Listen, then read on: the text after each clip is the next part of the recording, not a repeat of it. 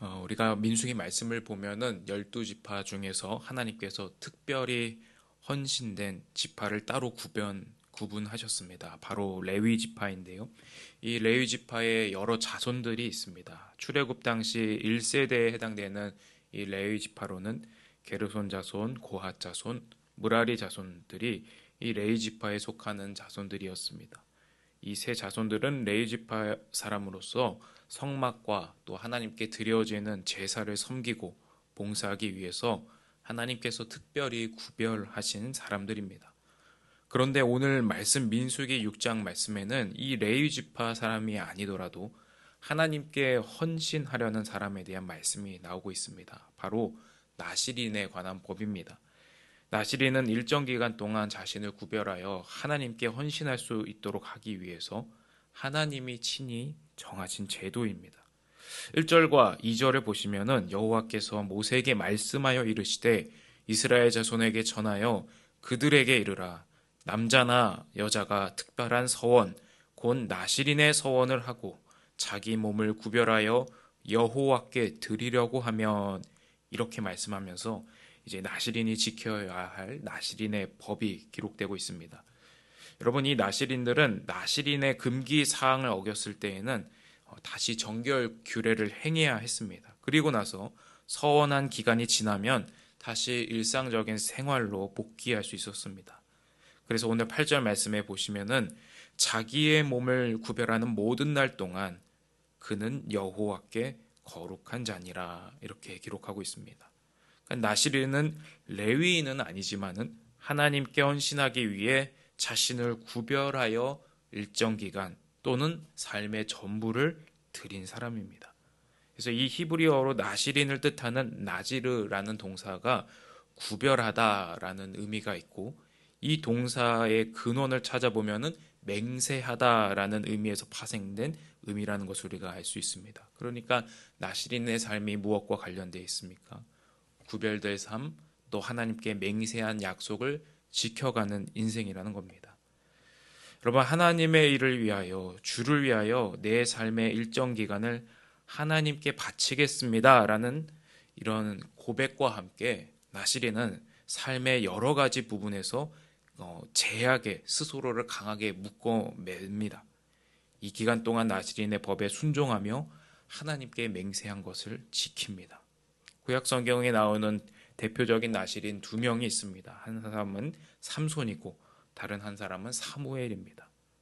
그런데 한 사람은 나실인으로서 하나님께 드린 맹세와 서약을 지켰지만은 다른 한 사람은 그 나실인의 서약 앞에 실패했습니다. 사무엘은 이스라엘의 마지막 사사가 되어서 이스라엘 왕정 이전에 모든 이스라엘 민족이 하나님 앞에 깨어나도록 하나님께 귀하게 쓰임 받은 사람입니다. 반면에 삼손은 그의 인생에 있어서 하나님께 드린 나즈린의 맹세에 실패했습니다. 그래서 블레셋 사람에게 잡혀가고 수치를 당하고 모욕을 당하고 심지어 두 눈이 뽑히기까지 했습니다. 물론 그가 마지막 하나님의 은혜와 능력을 구하면서 하나님의 이름을 모욕했던 이 블레셋 사람들과 함께 맹렬하게 전사했지만, 이 두 나실인의 인생의 궤적을 보면은 성경이 저와 여러분에게 가리키는 방향이 삼손이 걸어간 길이 아니라 사무엘이 걸어간 믿음의 길이라는 것을 우리는 분명히 알 수가 있습니다. 여러분, 우리가 세상에서 마치 나실인처럼 살아간다는 생각이 들 때가 있습니다. 특히 우리 한국교회 성도들, 술과 담배를 멀리하는 것이 우리 신앙인의 미덕이고 중요한 믿음의 실천이라고 여겨왔고, 또 지금도 그렇게 믿습니다. 마치 나실인들이 하나님 앞에 맹세하면서 포도주와 또 독주를 멀리하는 것처럼 말입니다. 여러분, 이런 절제의 모습이 실제로 과거에는 믿지 않는 사람들에게 교회 다니는 사람들은 좀 다르네라는 의아함을 자아내기도 했습니다.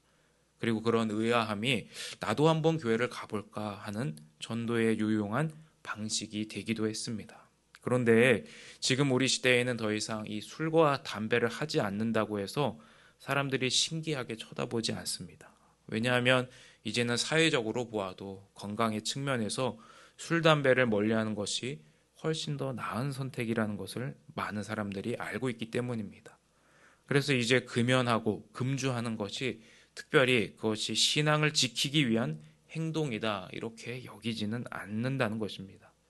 그러나 예전이나 지금이나 한 가지 우리 그리스도인들을 그리스도인답게 신앙인답게 만드는 삶의 중요한 태도가 한 가지 있습니다.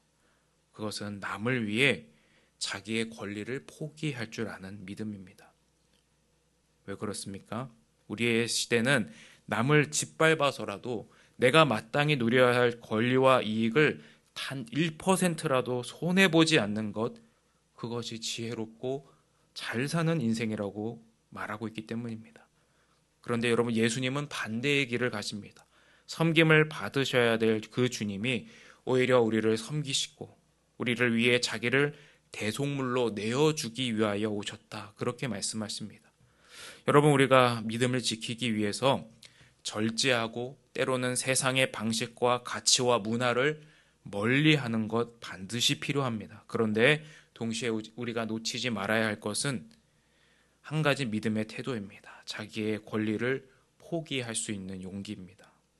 마땅히 내가 누려야 할 권리와 나의 편리와 내 이익을 내려놓고 다른 사람의 유익을 위한 선택을 하는 것, 우리 믿는 사람들이 갈 수 있는 명예로운 길입니다.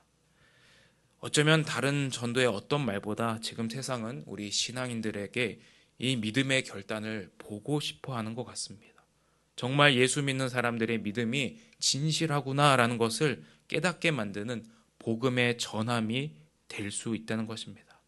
여러분, 하나님께서 결국 우리 믿는 자들의 삶을 통하여서 예수님의 은혜와 그분의 사랑을 전하고 계심을 인정하시고 또 순종하게 되시는 믿음 되시기를 축복합니다. 함께 기도하겠습니다. 하나님 아버지, 주님께서 우리를 섬기시고 우리를 위하여 자기를 내어주신 것처럼 하나님, 우리도 믿음의 길을 갈 때 우리가 마땅히 누려야 할 권리와 편리와 이익을 내려놓을 수 있는 담대한 믿음이 되게 하여 주시옵소서. 예수님의 이름으로 기도합니다. 아멘. 이 시간 오늘 우리에게 주신 말씀을 붙들고 함께 기도할 수 있기를 바랍니다. 오늘은 목요일로 나라와 한국교회를 위하여 기도하는 날입니다. 하나님, 이 나라의 주인이 되어 주시고 이 나라가 주님의 거룩한 나라로 귀하게 쓰임받는 하나님의 백성들 되게 해달라고 기도해 주십시오. 또 한국교회를 위하여 기도하실 때 하나님, 한국교회가 시대의 사명을 분명히 깨닫게 하여 주시고 말씀과 기도로 깨어 있어서 빛과 소금의 사명을 감당하는 거룩한 주님의 교회가 되게 해달라고 우리 나라를 위하여 또 한국교회를 위하여 기도하여 주시고 가지고 오신 개인의 기도 제목으로 기도하시다가 은혜 가운데 돌아가실 수 있기를 바랍니다.